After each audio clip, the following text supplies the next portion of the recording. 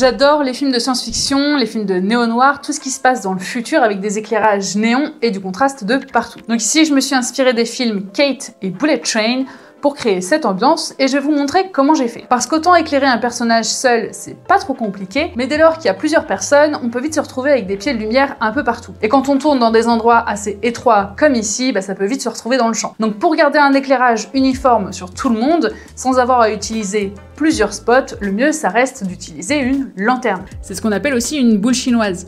Ça ressemble à une softbox, mais sous forme de boule, ce qui permet d'obtenir un éclairage non plus seulement de face, mais aussi sur les côtés. C'est donc la façon la plus simple d'éclairer plusieurs personnes autour d'une table, tout en gardant du contraste sur les visages. Et c'est aussi super utile si vous tournez des interviews à plusieurs personnes, alors pensez-y. Donc pour ça, moi ici, j'ai utilisé le SL60DN de la marque iFootage, dont je vous reparlerai très bientôt parce que vraiment j'adore ce projecteur.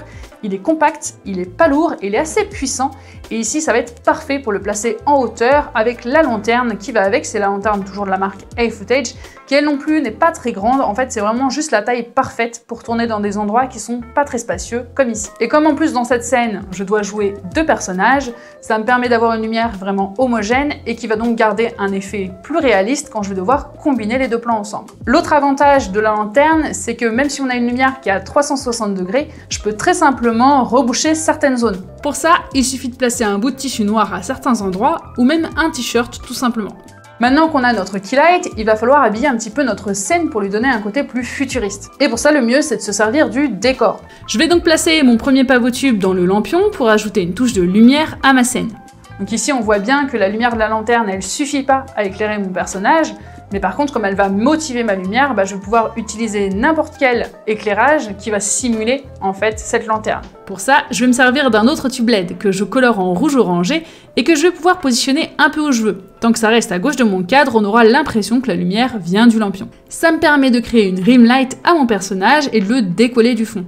Alors l'avantage des tubes LED, c'est que ça passe plutôt bien à l'écran, donc je vais pouvoir en rendre un directement visible à l'arrière, et il va faire partie du décor. Je vais pouvoir en rajouter un deuxième au-dessus de mes cheveux, histoire de décoller vraiment mon sujet, et ça va simuler un petit peu un néon qui serait juste hors champ au niveau de mon décor. Et ici, comme on a pas mal de lumières qui sont directement visibles à l'écran, je vais même pouvoir ajouter un filtre de diffusion devant mon objectif pour créer un effet supplémentaire dans mon ambiance. Je pourrais aussi utiliser une machine à brouillard ou une machine à fumer, mais le problème, c'est que comme je tourne toute seule, je vais devoir faire deux passes et la fumée, elle risque de créer une délimitation entre mes deux personnages et ça casserait en fait tout l'effet du clonage. À la place, je vais plutôt utiliser un petit filet de fumée que je vais venir faire sortir du cendrier et ça va créer un petit peu de l'ambiance. Et alors, petite astuce, si vous voulez avoir une fumée de cigarette qui dure longtemps, donc moi je fume pas, ce sont des faux tubes de cigarettes, enfin ce sont des tubes vides en fait, avec des épices que j'ai parsemées un petit peu dans le cendrier pour simuler du tabac.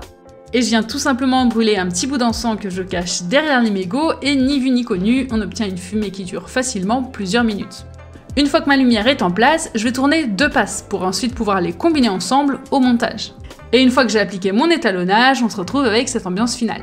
Le plus compliqué ici, c'était vraiment de matcher les actions des deux personnages qui doivent pouvoir interagir. Et je vous avoue que là-dessus, je me suis à moitié foirée parce que mon personnage numéro 1 devait poser un cup noodle sur la table auquel je ne devais plus toucher ensuite pour que le perso numéro 2 puisse le récupérer au même endroit. Sauf que moi, j'ai un décor qui est assez petit et du coup, si je voulais pas que mon personnage soit hors champ, j'ai été obligée de le serrer au max et j'ai pas fait attention. Mon bras passait derrière le cup noodle en fait au début alors que normalement, il n'était pas censé être encore là. Donc il a fallu parader un petit peu. L'autre grosse parade aussi que vous avez peut-être pas vue, c'est qu'en fait, tous les plans serrés, ils ont été complètement trichés parce que pareil, j'ai pas de place avec mon décor, ce qui veut dire que si je tournais vraiment mes angles de 3/4, j'allais avoir un bout de mur blanc qui dépassait, on voyait la limite du décor. Donc en fait, j'ai dû repositionner tous mes personnages sur les plans serrés, mais je trouve que ça se voit pas trop, donc vous me direz ce que vous en pensez. N'hésitez pas à m'écrire en commentaire et puis me dire ce que vous pensez aussi de la lumière. N'hésitez pas aussi à vous abonner si c'est pas encore fait. Moi, je vous dis à la semaine prochaine et d'ici là, n'oubliez pas de pratiquer car c'est le meilleur moyen de s'améliorer.